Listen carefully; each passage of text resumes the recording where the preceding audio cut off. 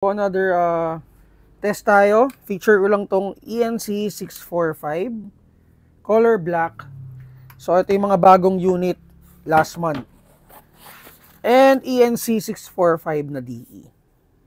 Ang popogi, no?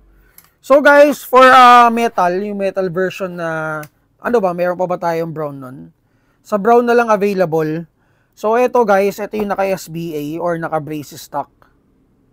So kung di kayo familiar guys, una nyo to nakita dun sa mga Glock natin. Or meron din tayong stock nito, which is ito. SBPDW na sorry, yung pala. Iba pa pala yung SBA guys.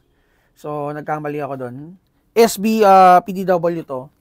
Matagal nang meron ito pero itong model na to, lately lang lumabas. So ayan, meron tayong aftermarket nito guys, color tan and color black. So perfect again for CQB gaming. Meron siyang siguro mga 5 to or 6 inches na front assembly.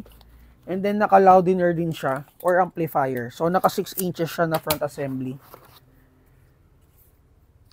And then ito na adjust to. Yan.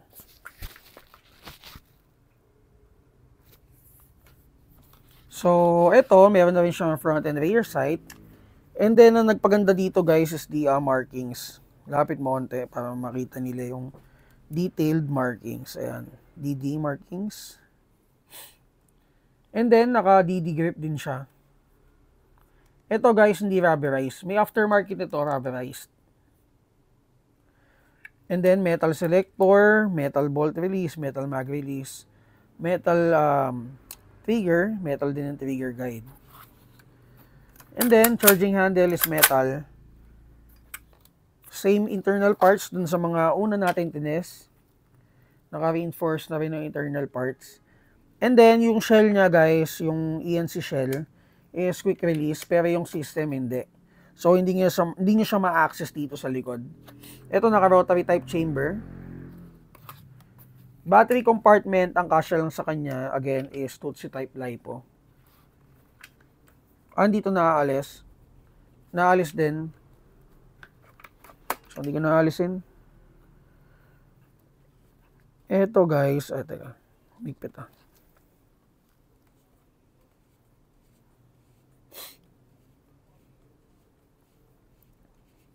Eto guys, the Roscas.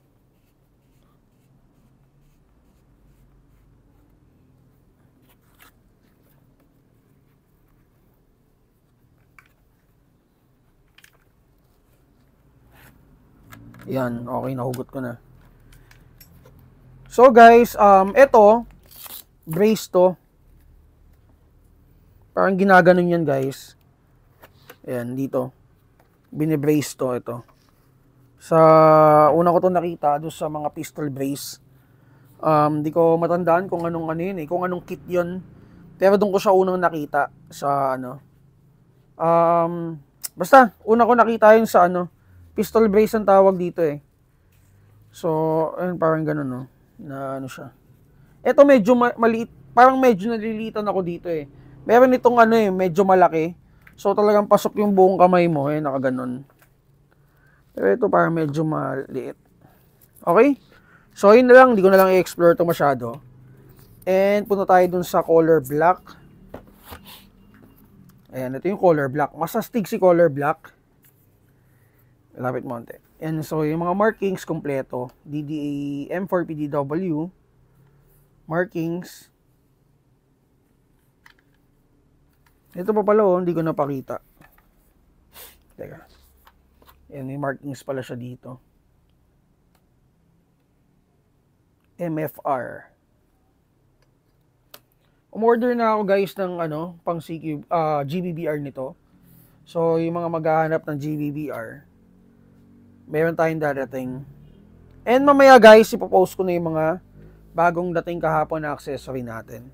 Okay, so i-test natin to. Ito na lang i-test natin guys Kasama sa box, may LiPo battery na kasama na to. And then may 120 rounds siya na P magazine.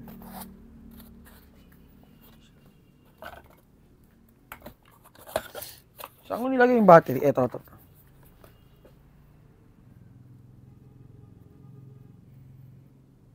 Ayaw pa yata magpalagay ah. Ayan.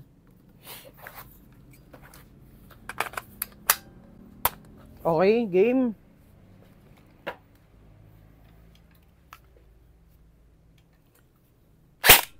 Ito medyo mas matindi yung dating nito at saka yung tunog. Yan, 380. Sabihin natin 380 to 390 out of the box. Ito medyo maingay. Sige.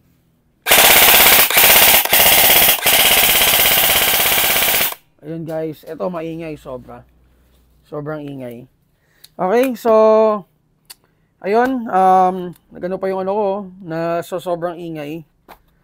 So guys, again, ENC645, DDM4PDW. Kung may mga questions kayo regarding units, PM lang kayo sa page natin. And again guys, kung hindi pa gumagana sa inyo yung Google Drive, kasi sa amin gumagana na eh. PM lang kayo sa page natin para sasendan ko kayo ng direct link. Okay? So, ayun, open tayo Monday to Saturday para sa mga